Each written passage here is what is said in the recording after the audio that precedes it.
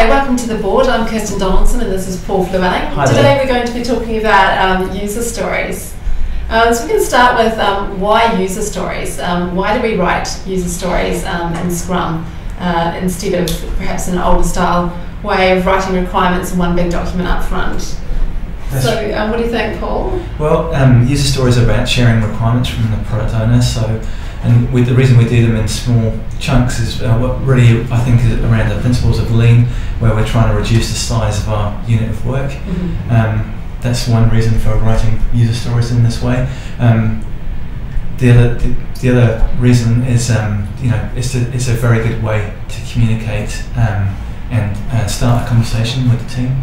Okay, we just had a question from John. How much detail do you think user stories need? I mean, we're going to talk shortly about how to write user stories, but just as a start to that, how detailed should they be? I mean, that's quite subjective. I think it obviously the closer the story gets to the top of the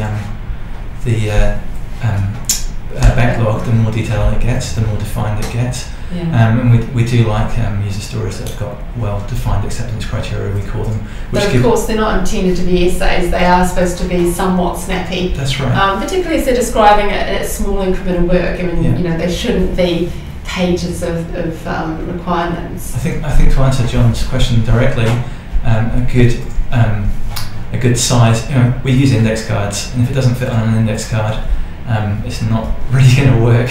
And are we talking about both sides of the index card? You can do. I've seen people. Okay. I have seen that. Yes. I've certainly seen them flow over as well. So, how to write user stories? I think this probably gives people a little bit more information about what a user story is. Yeah. So there's a model for writing user stories, and it goes something like this: as an actor, I want to action so that I can achieve. So basically, it tells you who the feature is for, what the feature does, and the business value of that feature, which is in the achievement.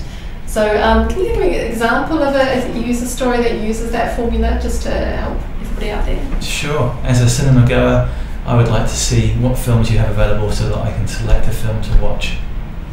Okay, great.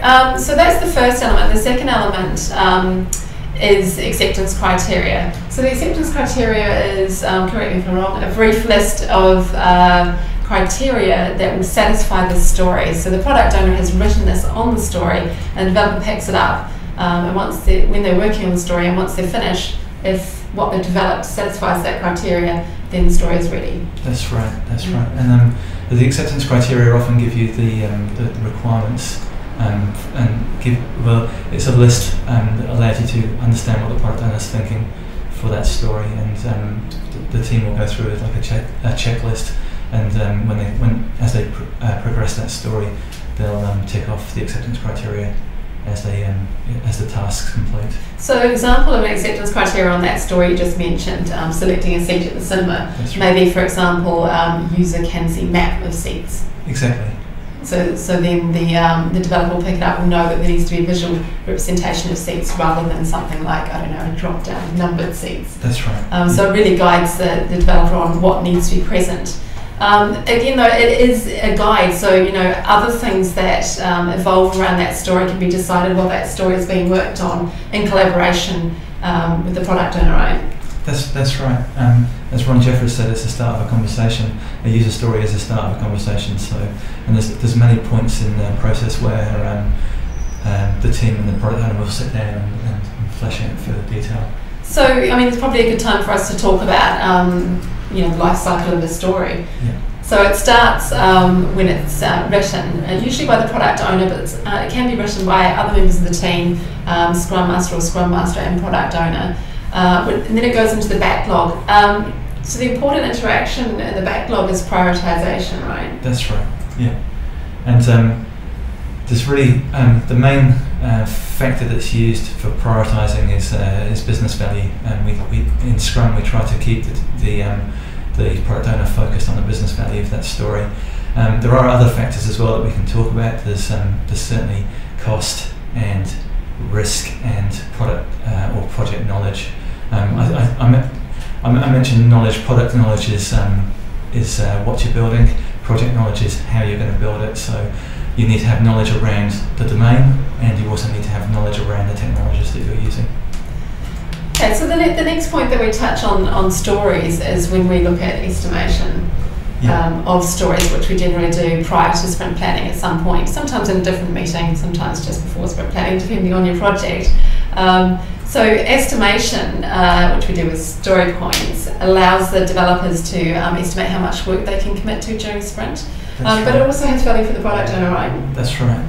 I mean, the value that the product owner gets is that they get an idea of how complex or how much it's going to cost to build that story from the estimate. And this might have an effect on their prioritization. Exactly. Yeah. And in general, in terms of risk, we coach product owners they should complete the high value, high risk stories first. And so that just that solves a number of issues for them, and so low risk, low value is the last stories to be completed in theory. But like Kirstin's saying, as the story points that we use are they're an abstract value, and rather than using ideal days, for example, which is again can fluctuate as the team gains knowledge of a technology or a product, their ideal days will change, whereas the story point system gives you a consistent approach to estimation, and it should, the team, something that's estimated at a size 3, for example, should be a size 3 in 3 months' time when the team has got more knowledge around that product and project. So with estimation, there's a number of different ways of doing it, right? So quite often we use planning poker, whereby each of the person in the team has a number of cards in their hands. So we use an almost Fibonacci scheme, which goes 1, 2, 3, 5, 8, 13. 20, and 20 right, perhaps, depending on your project. Normally we decide at the start which numbers we're going to use. So what happens is we read out the story, and then the team may have some questions for the product owner around that story, just to clarify any points so they're able to size it. And then we'll say 1, 2, 3, and everyone puts down a card together. That's right. Now again, this is a chance for conversation around that story, isn't it? Right. If one member of the team comes up with a larger or a smaller number than other members of the team, then that's a chance for the team to talk about why that difference may have occurred. And then we can find out more about that story, whether there's hidden intricacies in it, or perhaps things that can be simplified on it. And so we'll go through that, have that talk, and then go again on the planning poker until we end up agreeing on a number for the estimation. So the reason planning poker works, and this is a good opportunity to talk about estimation in general. There's really 3 ways to estimate, regardless of whether you're using story points, and that's expertise or knowledge around a technology or a product already being built. Then there's analogy, and then there's disaggregation. Disaggregation is where you break down a rather big requirement into something smaller so that you can estimate it. And it's well known that the smaller the unit of work, if you like, the easier it is to estimate how long it's going to take to complete. Big stories are generally vague in their estimates, and they need to be broken down. So that when we're playing planning poker, the team is using all 3 of those types of estimation. They're using the analogy, they're using their expertise, and they're using disaggregation, because hopefully the story's already been broken down. And the other factor, of course, that and as Mike Cohn mentions in his book, Agile Estimating, is that planning poker is fun. It gives the team some shared time together where they can discuss a story and play a fun game, to estimate it. And estimating hasn't always been fun in the past, believe me. And of course, estimation and sprint planning isn't the last time we look at stories together. Obviously, when the team starts work, they pick stories to start working on, but they don't stop talking to the product owner about those stories. That's right.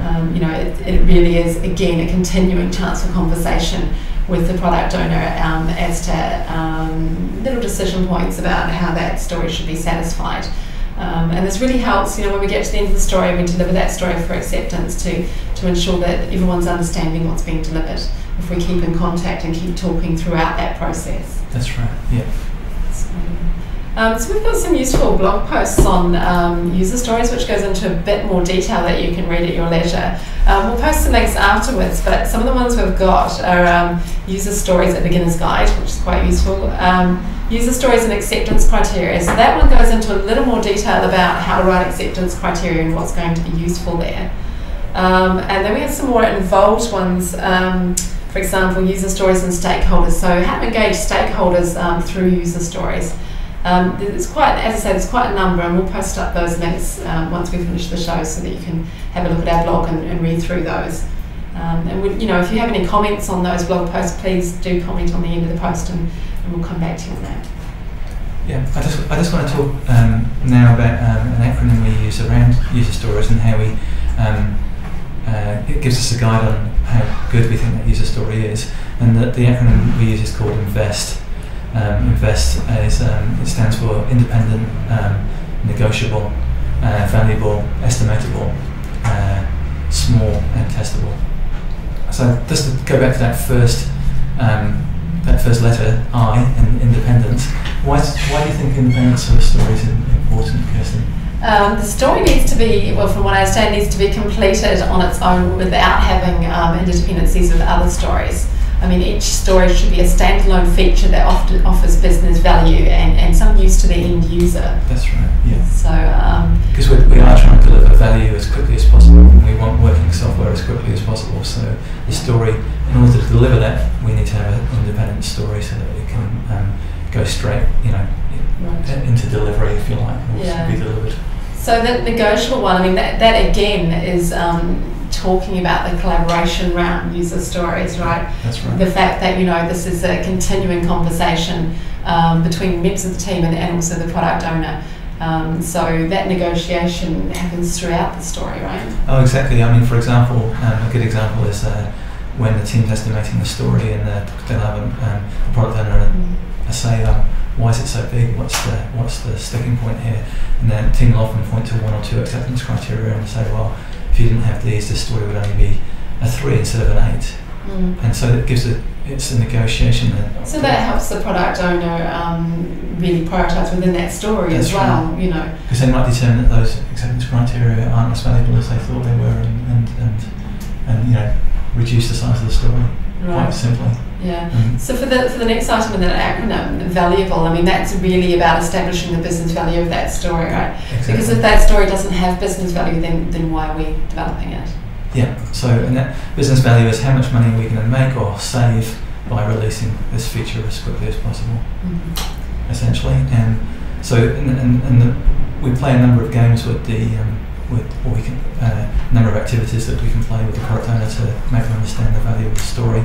One of them, I think, is called buy a feature. And actually there's a blog post around that on our blog as well, that's right. Which we'll put up afterwards for you. Yeah, that's a good way to understand. It's a good way to get the product owner over this hump that they often think all stories are as equally important as each other. So they all have equal priority, and of course they are important, but it's trying to understand where the business value is gained fastest. So basically that entails using some kind of monopoly money or something like that and asking them to actually place a value on each story? That's right, yeah. So we often go through and estimate the stories first, and we'll give them a rough estimate and story points, and then we give them a limited budget and monopoly money and say, right, you've got, there's 50 story points, but we're only going to give you $30 to spend. $1 equals 1 story point. Right. So then they only get a number of stories for their budget, and then they understand that the rest is not going to be included. That's right. I guess that really encourages people to make sure that the things that are included are absolutely essential, whereas the rest that's sort of nice to haves can fall off the end. And we're really trying to encourage a pragmatic approach to product ownership and building software. Yeah. So the next one is estimable. That's right. So that's really talking about that process of sizing stories, right? Exactly. Ensuring that the developers or the team have something that will allow them to estimate how much work they can commit to during a sprint. Yeah, exactly. Yeah. And estimatable really comes down to there's one factor, which is the size of the story. If the story is too big, the team will indicate they can't really estimate it. and this is usually when they put down a large number, say a 13 or a 20, and it's time for the team to have a conversation about why that story is so big and what they can do to reduce the size of that story. Estimatable does also require that there's enough information in terms of the story is well defined, and that's another thing that we try and encourage with the product owner is we have a ready or definition of ready for stories so that as they progress up the product backlog they become more and more well defined, and they use the definition of ready to decide whether the stories fit to enter the sprint backlog ready for the next sprint. And so there's a number of criteria on the definition of ready, very much like a definition of done for user stories. Okay. So the next item is small, and this is really talking about, again, breaking down stories into smaller and more manageable increments, and also, allowing them to be standalone and not dependent on other stories. That's right. That's right. Yeah. So small, distinct pieces of functionality. Yeah, and as I mentioned earlier, that goes back to the principles of Lean, where you're trying to reduce the size of your unit of work. Yeah. And that has a number of benefits. One of those being it's easier to estimate. Sure. But small is just means that you're going to there won't be any large stories straddling multiple sprints, and it's the last thing you want to be able to complete a story within a sprint.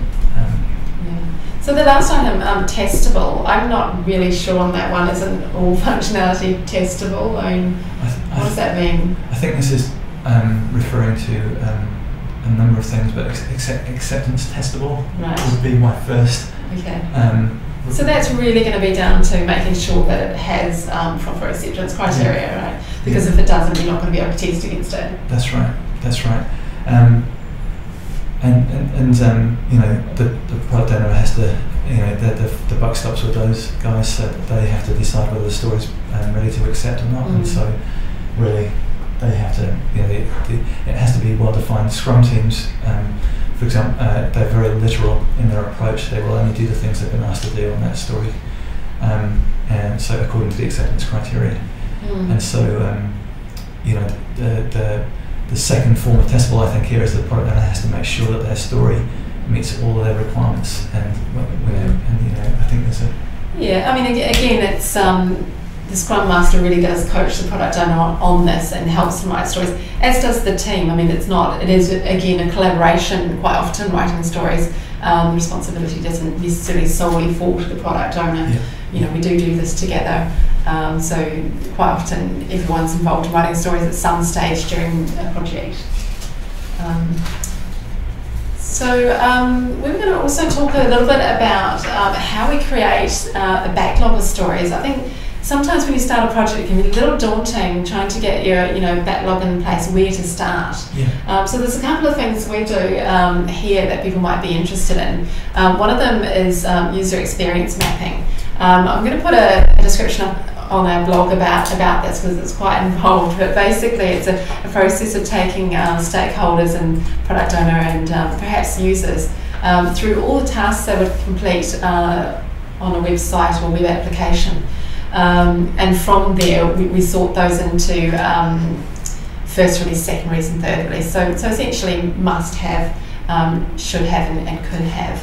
And then we'll write stories off the back of the features that support each category of task that you walk through. As I said, I'll put up a fuller explanation on the blog, as that's probably not great at the moment. But I mean, this is Jeff Patton was in Wellington recently. He's been running a course here, which is called Product Discovery, and it's an interesting course because it really encourages people to understand that the product owner has to understand what they're building. They have to have a vision around what they're building, and so often at project inception, the team will sit down together and discuss.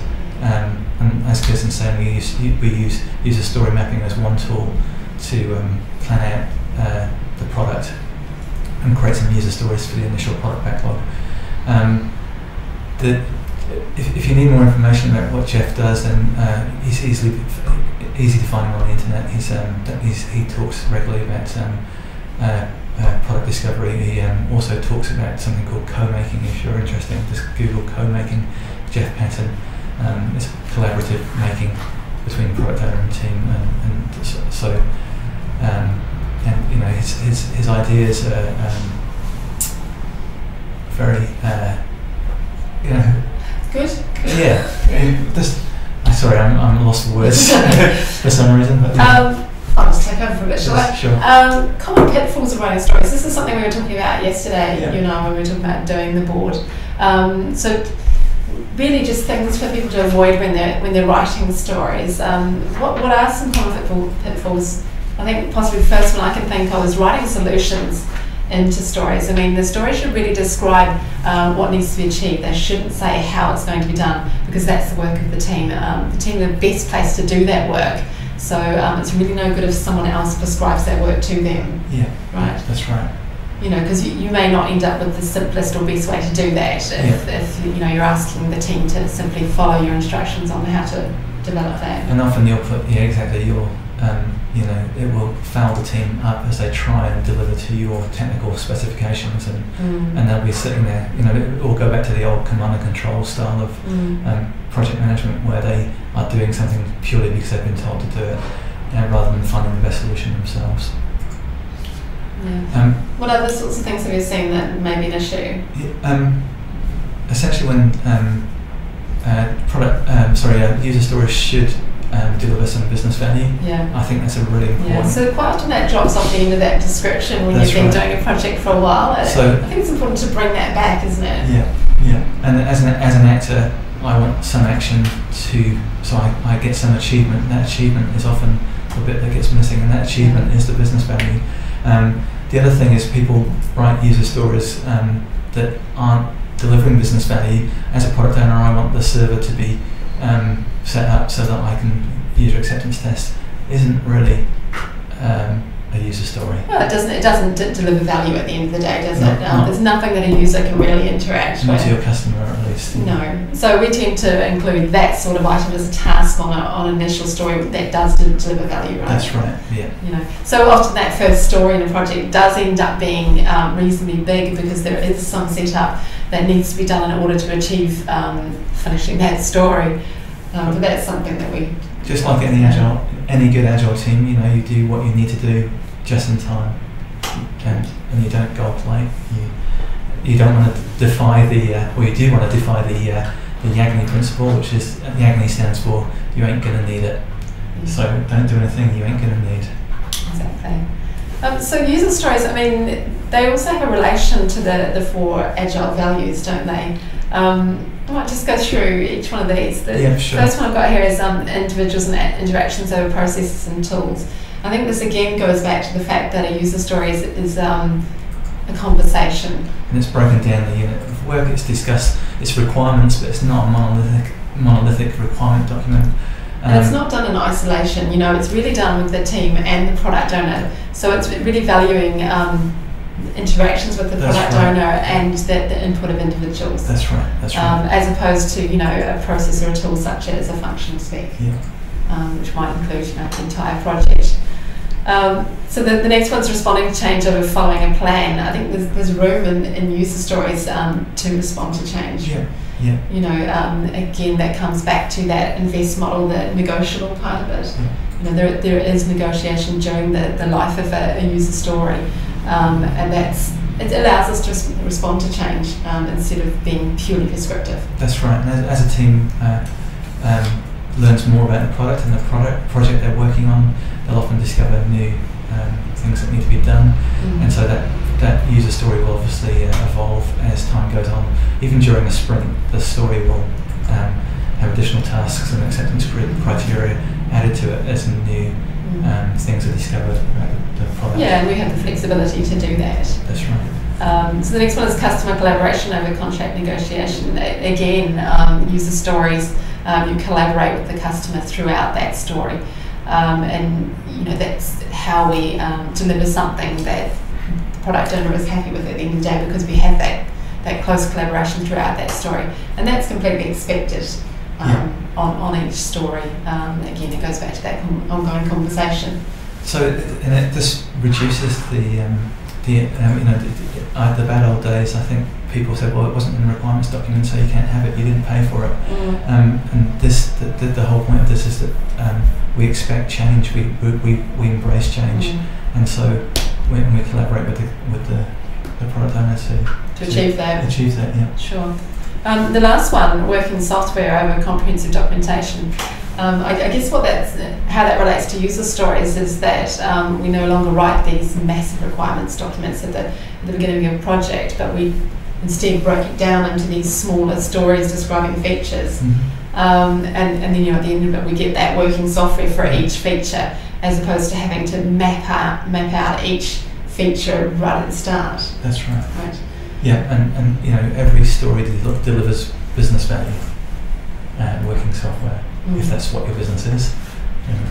Yeah. We're normally talking about software here because that's what right. Reese does. Yeah. So just while Kirstin, I'm going to ask Kirstin to check and see if we've got any questions from. We haven't. We've only had one about who can write user stories, which I think we've covered a couple of times during the course of our conversation. Yeah, definitely. So just to reiterate, it can really be anyone on the team. It sounds like a cop-out. Anyone can write user stories, and but of course the product owner is the person who prioritises and determines if that user story is of business value. The buck stops with the product owner. Great. What have you got there? I've got a book, Mike Cohn's book, Agile Estimating and Planning. This is a really pragmatic approach to estimating. Discusses a number of things, which the good and the bad, and of both systems. And when I'm talking about both systems, I'm talking about the agile approach to estimation and how we used to approach estimation in the old days, as I call them. What under, for example, waterfall project management? That's right. Estimating and planning.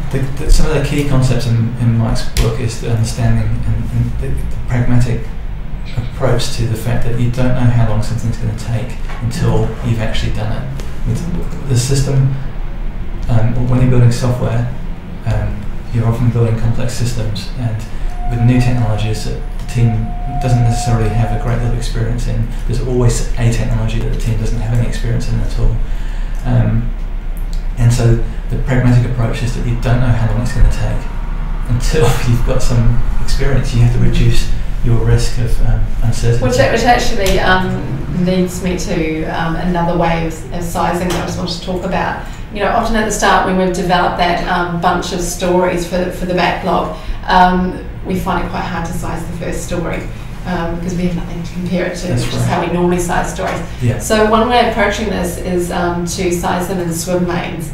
So you set a table up with all the sizes across the top, and you start with one story and you place that about where you think it might be, and then you'll place other stories in relation to that story, and then you'll move them around a bit. So it's really a process of everyone getting together and moving them around in that Swimlanes until they resemble about what they think. Yeah. And that's a good way of getting a bunch of stories sized right at the outset and being able to do it in relation to each other in a reasonably swift way, right? That's right, exactly. So I think we're just about running out of time. Is there anything else that you wanted to add, Paul? No, I don't think so. I think we've covered off all I can think about for user stories, for sure. Okay. As I said, we'll post up some links to quite a number of articles we have on the blog if anyone wants to read further and just digest it a bit. We'll post those up afterwards. So thanks for watching, everyone, and we'll see you in a couple of weeks. Thank you.